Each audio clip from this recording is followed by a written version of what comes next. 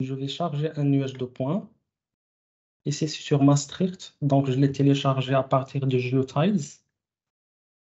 Et comme vous pouvez le voir, le fichier LAS, il a été converti sous format COPC. Si vous cliquez sur votre nuage de points, il y a la possibilité de voir un ensemble d'attributs ou bien d'informations. Ces informations, elles contiennent l'étendue de votre nuage de points, elles contiennent le nombre de points qui sont contenus dans votre nuage de points, elles contiennent des informations sur le système de référence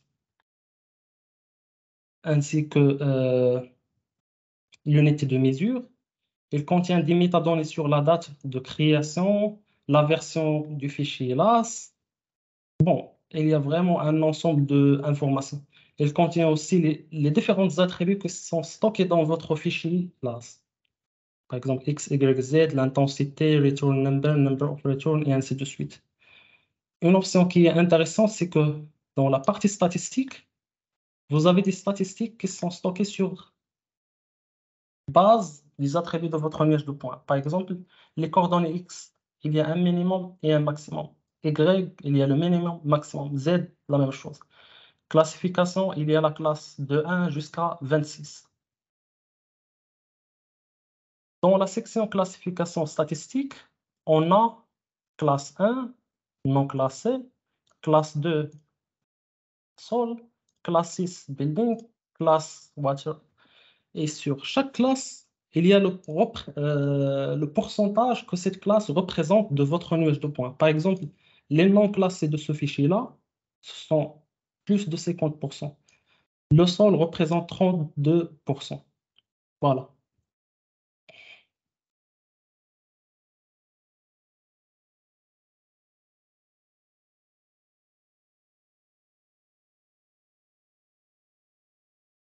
Pour le rendu de votre nuage de points, il y a plusieurs possibilités. Soit de visualiser votre nuage de points avec la classification RGB, ou bien avec un attribut comme l'intensité ou la coordonnée Z. Il y a la possibilité aussi de faire un ordre pour le rendu de T, d'ajouter un high-dome lighting, c'est un effet qui permet de donner un aspect de profondeur. Il y a aussi l'occlusion ambiante et il y a la possibilité de faire un rendu de votre nuage de points sous forme de maillage. On va les voir tout de suite. Donc ici, j'ai mon nuage de points. Dans Layer Style, si vous n'avez pas cette boîte-là, il suffit de cliquer ici pour la voir. Donc, ça, c'est mon nuage de points. J'ai la possibilité de le visualiser sous forme de RGB, mais aussi la possibilité de le visualiser par un attribut. Par exemple, ici, l'intensité, ou bien la hauteur Z.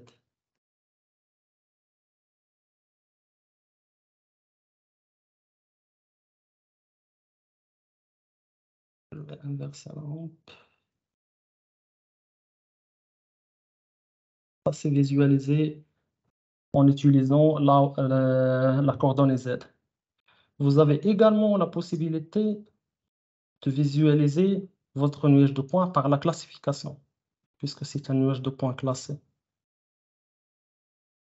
Ici, vous avez la possibilité de faire un filtrage sur les différentes classes qui existent. Par exemple, je ne suis pas intéressé à voir la classe non classée.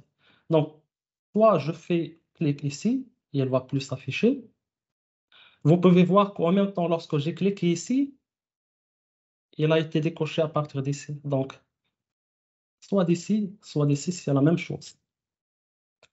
Un ensemble de propriétés de rendu de votre nuage de points sont à votre disposition sur cette interface. Par exemple, il y a la possibilité de déterminer la taille de points. Par exemple, ici 1 mm.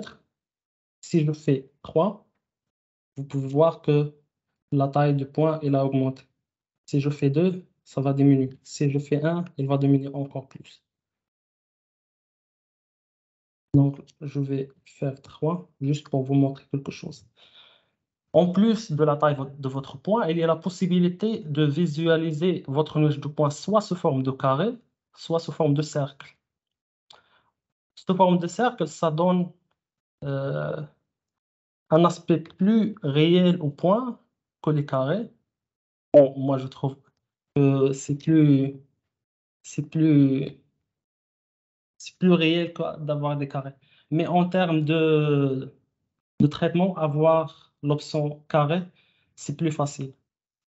C'est pas plus facile, mais c'est plus optimal pour faire un rendu parce que les carrés sont représentés par des pixels directement sur votre écran, alors que pour tracer les cercles, c'est plus compliqué que de tracer des carrés. Comme j'ai dit, il y a la possibilité de faire un rendu par ordre, soit que les points ils vont être rendus du plus bas vers le plus haut, comme ça, ou bien du plus haut vers le plus bas. Quoi la différence, c'est que maintenant, c'est comme si je vois mon nuage de points à l'inverse. Et normalement, il faut choisir l'option Bottom to Top pour avoir votre nuage de points comme c'est vu du haut.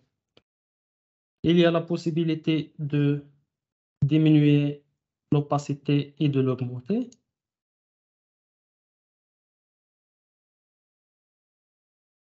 Il y a la possibilité aussi d'agir sur les paramètres de visualisation dans la 3D. Mais en général, ici, je coche Follow 2D Symbology, c'est-à-dire que le rendu 3D, il aura les mêmes propriétés que ma fenêtre. Ici, c'est pour l'élévation. Ici, si je viens appliquer le item lighting pour avoir une perception de profondeur. Comme vous pouvez le voir, si je désactive cette option-là, mon nuage de points ne donne pas une idée sur la profondeur. Si je l'active, maintenant, ça donne une perception de profondeur.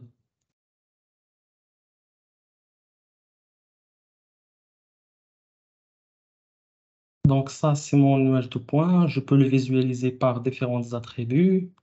Je peux appliquer le Item Lighting Effect pour lequel je peux changer les paramètres selon l'intensité de l'effet et aussi le rayon.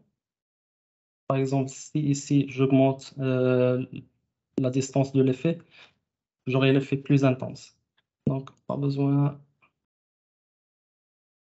Voilà, je le désactive. Ça, ce sont les propriétés pour le rendu 2D. Donc, vous avez la taille de votre point, le style et l'ordre de visualisation. Pour voir votre nuage de points 3D, il faut créer un 3D Map View.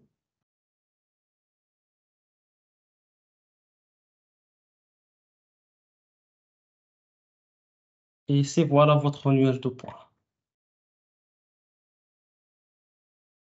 Vous pouvez voir que lorsque, par exemple, je zoome et je dézoome, il y a les tuiles qui vont être chargées. Ce sont des niveaux de détail.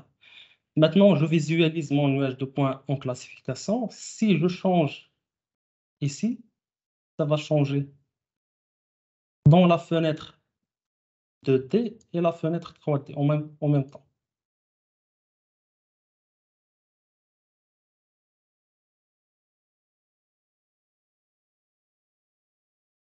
Dans la boîte des options ici, vous avez la possibilité d'activer l'ombrage sur la 3D aussi.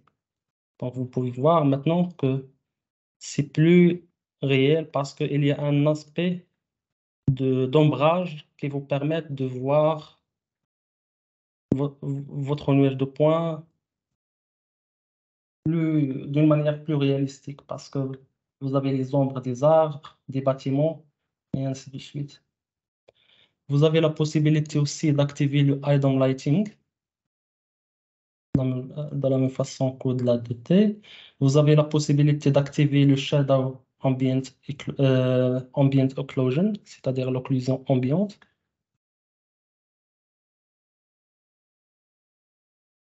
Tout ça, ce sont des shaders pour enhancing the rendering, pour augmenter le rendu.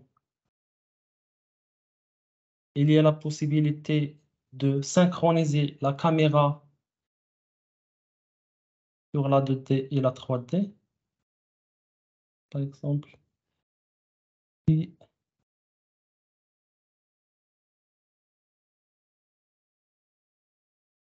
ici, sur le 2D, il va vous montrer vers quelle direction je suis en train de regarder.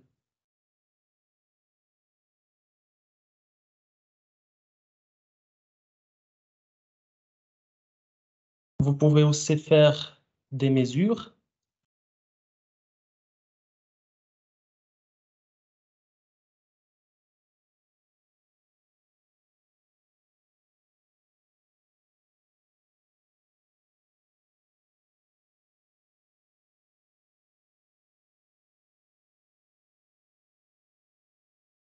Vous pouvez aussi créer des animations. Par exemple, je vais créer la première animation. Puis, je vais encore créer une, puis une deuxième, puis une troisième, puis à la seconde numéro 5. Et si je fais animer, ça va faire une animation.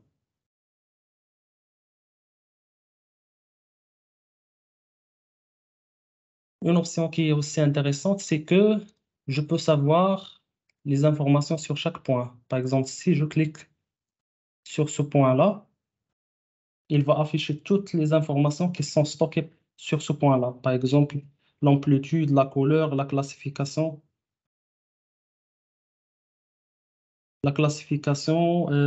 déviation, les coordonnées X, Y, Z. Bon, voilà l'ensemble des informations ou bien des attributs qui sont stockés dans votre fichier.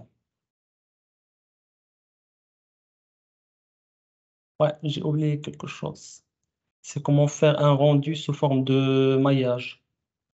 Donc ici, vous avez votre nuage de points en 3D. Dans le style pour la visualisation 3D, vous avez la possibilité aussi de déterminer la taille de votre point. Vous avez aussi la possibilité d'afficher un nombre de points déterminé. Par exemple, ma machine me permet de visualiser qu'un nombre de points de 5 millions. Donc, il n'y a pas besoin d'afficher beaucoup de points. Si ma machine elle permet de visualiser 10 millions de points, je vais augmenter ce nombre-là. Et plus en bas, il y a la possibilité de faire un rendu sous forme de triangle. Donc, QGIS, il va faire un rendu euh, on the fly, c'est-à-dire bon, on the fly pour créer un mesh, ou bien des triangles. Voilà, vous pouvez le voir qu'il est en train de créer des triangles sur votre mesh.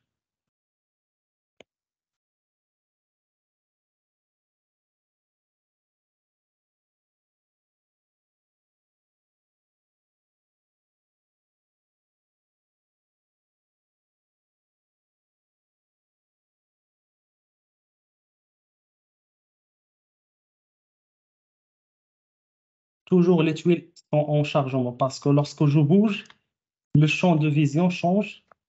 Donc, je suis plus intéressé à tous les points qui sont ici, ici, ici, en dehors du champ de vision de mon caméra. Et il va charger en détail juste le champ de vision de ma caméra. Et à chaque fois, il y a plus de détails qui vont s'afficher. Donc voilà, ça c'est la structure Octree.